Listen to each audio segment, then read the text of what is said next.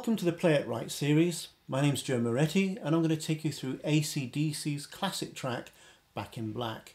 We're going to look at the verse section first of all. I'll play that to you in its entirety using track 3 at full speed.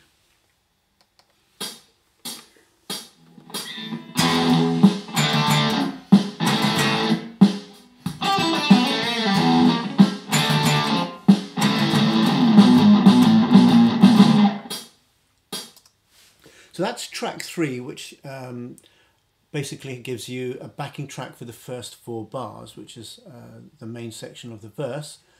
I'm going to now split that into 3 sections. First of all, we'll look at the chords. The 3 chords in this section: E, D, and A. But in all 3 cases, we only play the first 2 strings of each chord. So on the E, I'm only playing the E and the A string here. On the D, I'll be playing the D and the G string. And on the A chord, I'll be playing the A and the D string. Now, in terms of the way they're played, they're not just played and allowed to ring. We actually use damping in both hands to cut the chord off. So what we have here, when we're playing the E, I'm actually using my left hand to damp the chord afterwards. So I'll play the E, then we move to the D,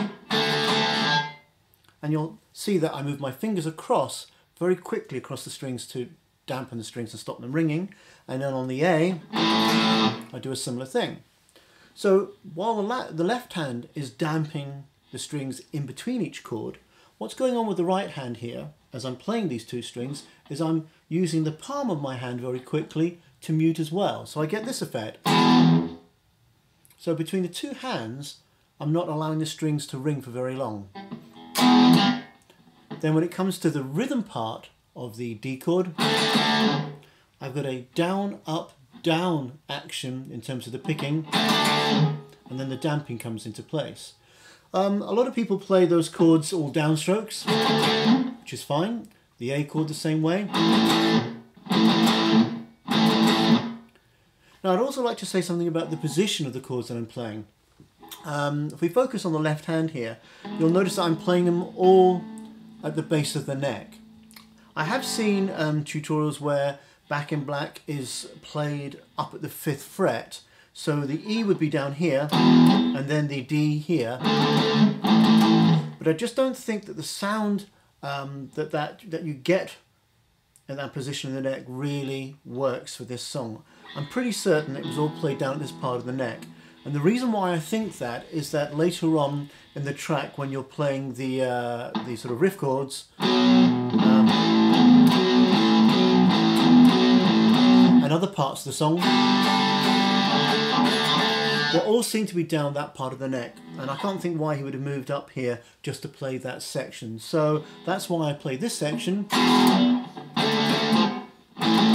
down at this part of the neck. So in terms of practicing that, once you've sussed out the position and the damping, track 5 will give you the first 2 bars at full speed looped. So if I practice just the chords to that, it sounds like this.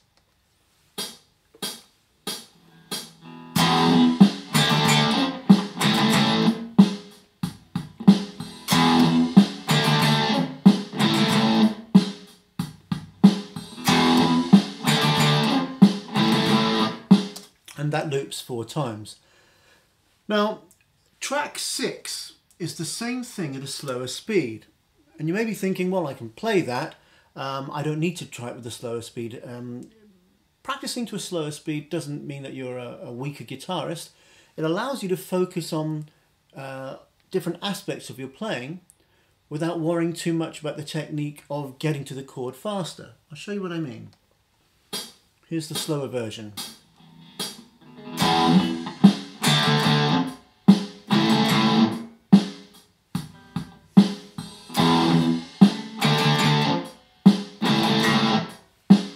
So in that case, I was just focusing on what my hands are doing in terms of the dampening of the chords in between, and allow me to focus on improving my technique. When I'm happy with that, I can go back to the faster version.